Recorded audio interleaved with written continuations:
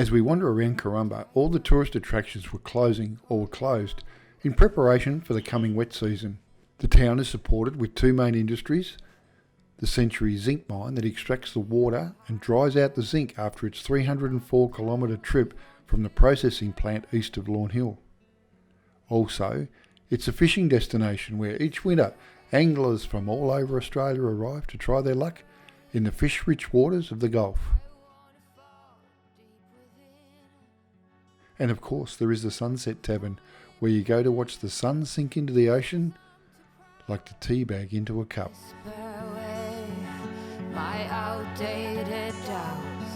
Somebody do me the courtesy, dress me down.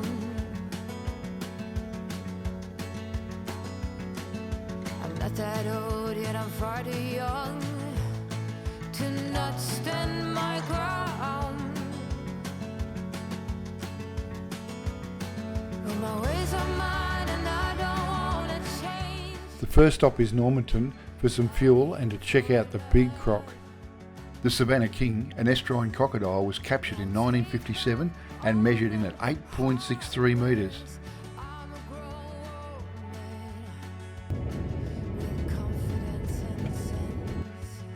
If you're out on these outback roads, there's a couple of obstacles that you'll come across, some on 4 legs, some with 18 wheels or more. The first is cattle.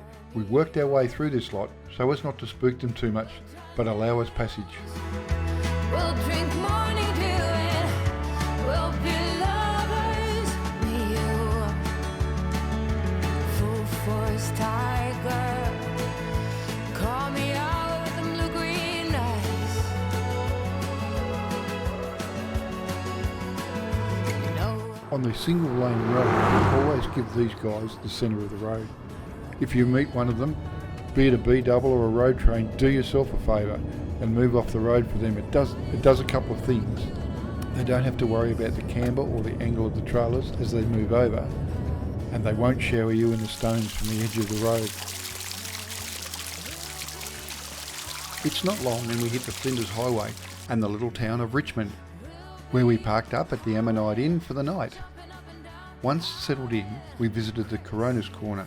Here we would check out some of our prehistoric visitors that had been found in the area. After this, it was a short walk to the Mud Hut Hotel to indulge ourselves in a counter meal for dinner, and another day done.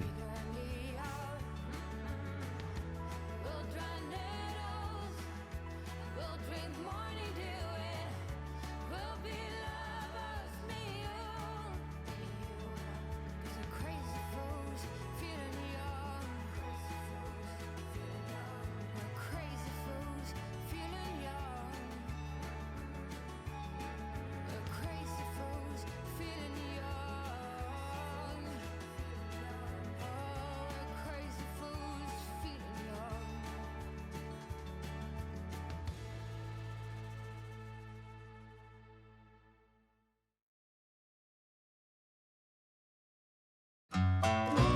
After getting away nice and early, day 12 would see us go from Richmond to the Mourinho National Park, but first a stop in at Ewerton. We drove into Ewerton. With some time up our sleeves, we went through to the information centre. After some discussions with the staff, we decided to make a slight detour. Around 45 minutes drive north of Ewerton takes you to the Porcupine Gorge National Park. What makes this place special is the towering cliffs of coloured sandstones, pockets of iron forest and deep permanent waterholes. They described it as the Little Grand Canyon. The park covers an area of 5,400 hectares and extends 25 kilometres along the Porcupine Creek. We went to the lookout first and then drove to the Pyramid Campground, where we walked the track to the base of the gorge and then up to the pyramid, about 2.4 kilometres return trip. But if you're going to do this, allow about an hour and a half, as it's very steep in places, and I would suggest that you don't do it like we did in 40-degree heat. But it's well worth the walk.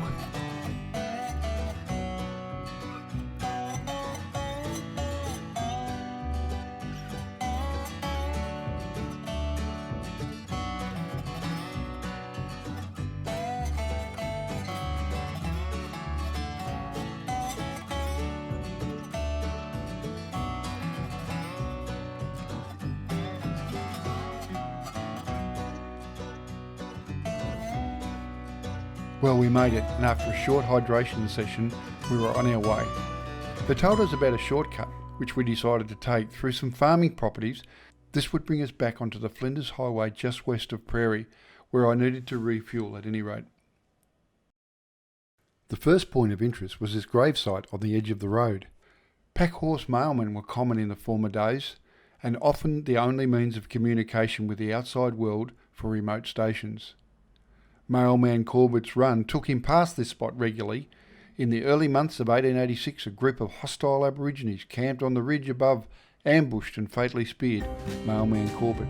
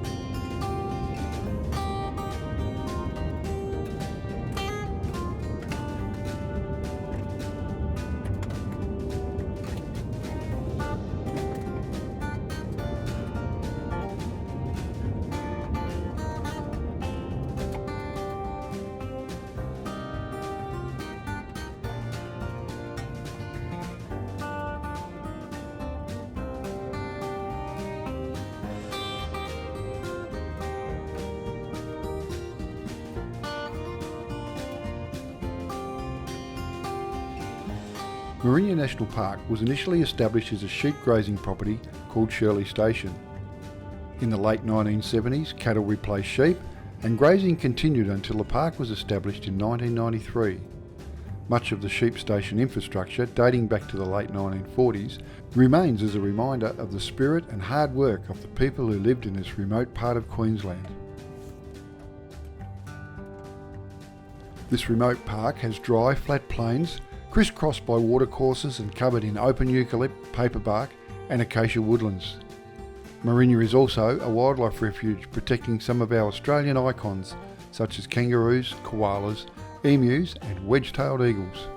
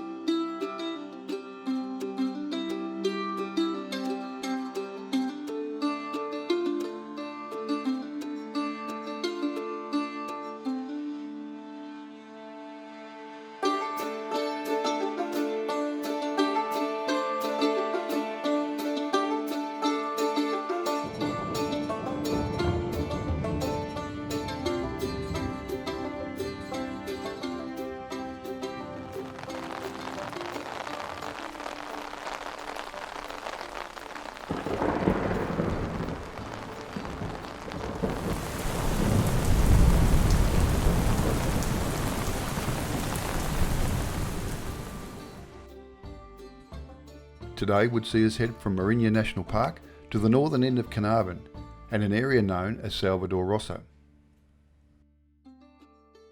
This section, due to its lack of facilities, doesn't draw large crowds and was recommended to us to check out. After a wet pack-up, we took shelter in the shearers' quarters and had breakfast. We were both a tad tired after the night's light show, and when that had finished, the wind began to howl. As we ventured further south, it was evident that whilst we copped some rain, it had been a fair bit more extreme to the south of us. We came to a section of road that was under repair. With a couple of options, we stopped to check out our best one.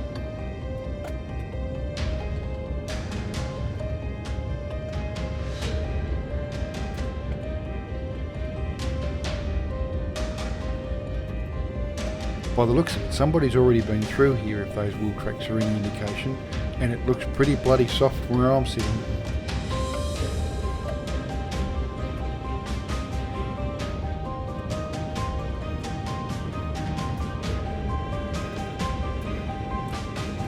In the distance, Liz picked up on someone waving at us, so I went to investigate.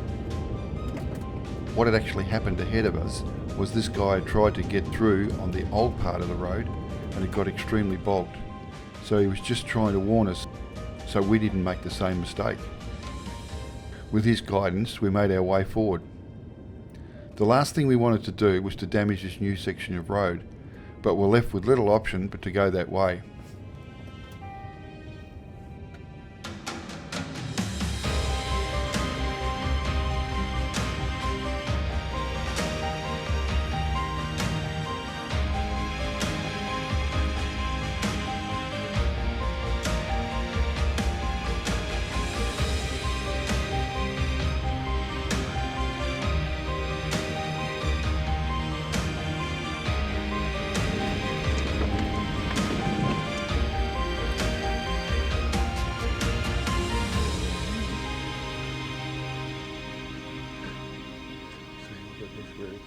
Ooh.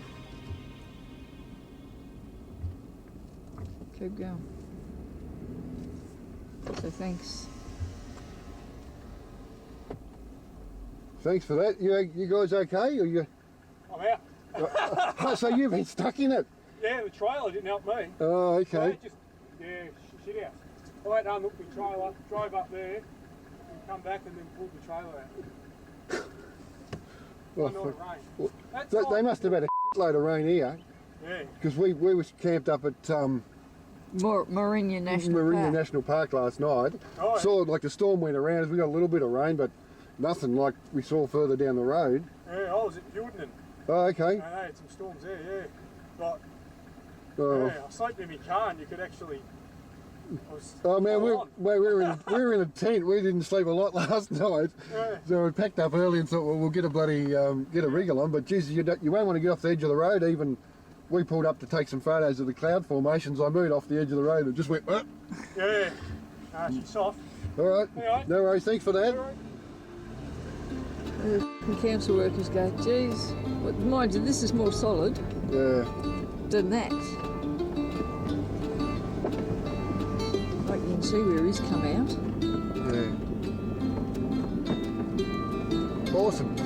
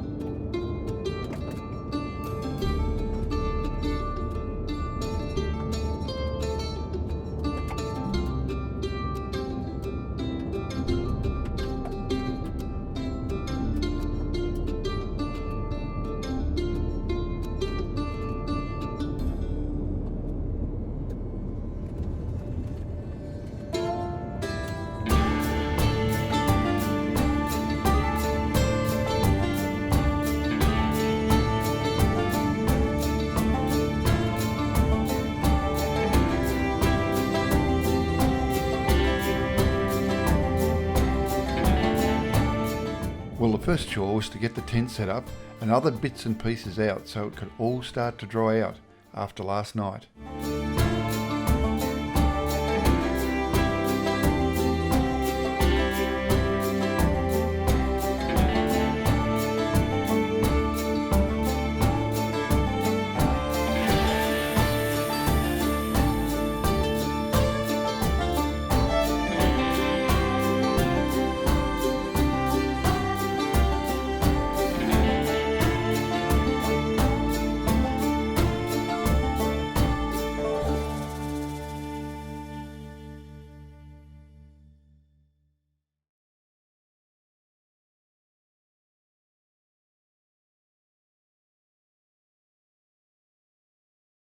So what's so special about Salvador Rosa?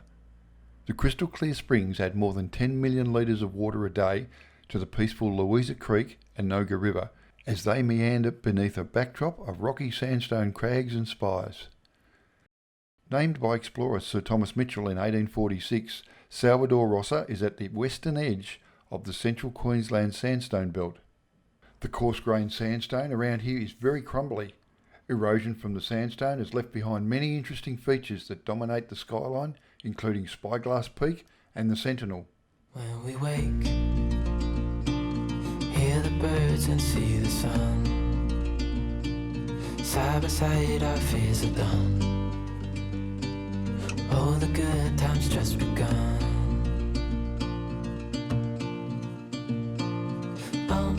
We know what we have, let's hold on tight. Found what we're looking for in life. Call us crazy, but things are finally right. With you and I, the future is bright.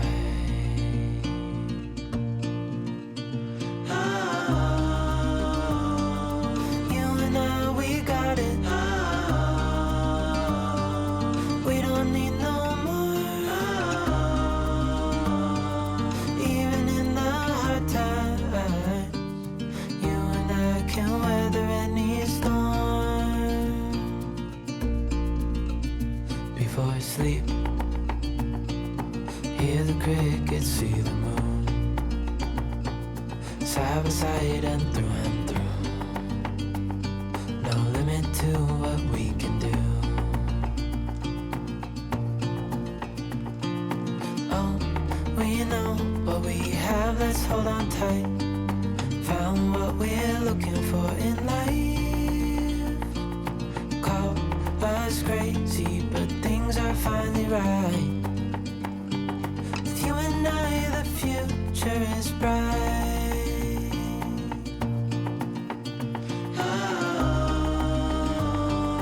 You and I, we got it. We don't need no more. Even in the hard times, you and I can weather any storm.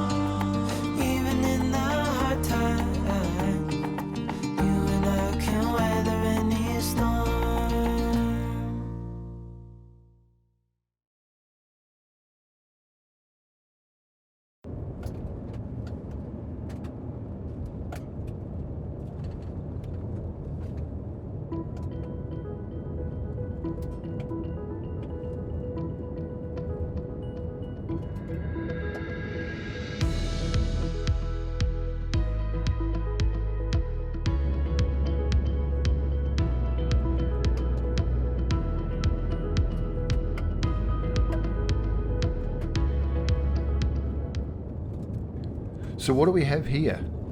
I'd suggest as a result of last night's storms it's left this tree somewhat blocking the track. When we started touring on our own, I invested in a winch which up to this point had not been used, so this would be a good opportunity to try it out. We went about cutting what we could, bearing in mind that we were in a national park, but figured it would be okay just to clear the road.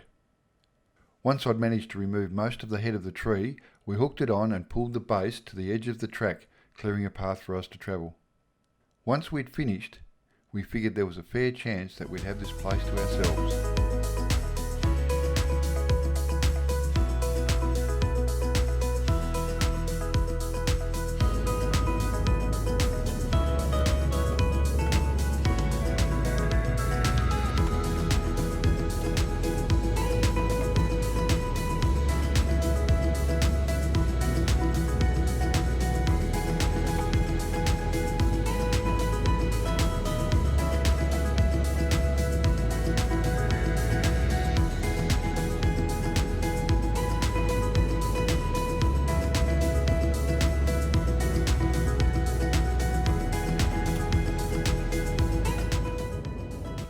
We were right, not a soul in sight. What a cracker campsite.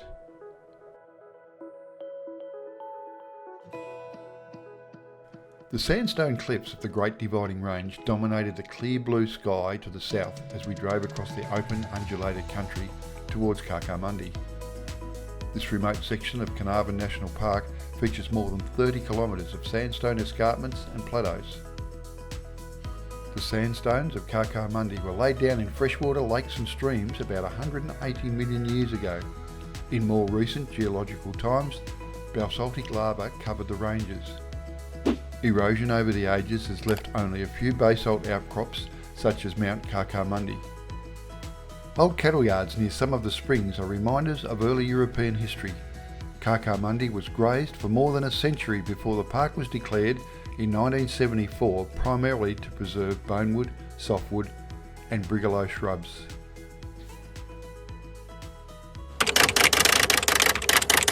In the final episode of Queensland in 18 Days, we stop into the southern part of the Carnarvon Gorge and camp at Takaraka Bush Retreat.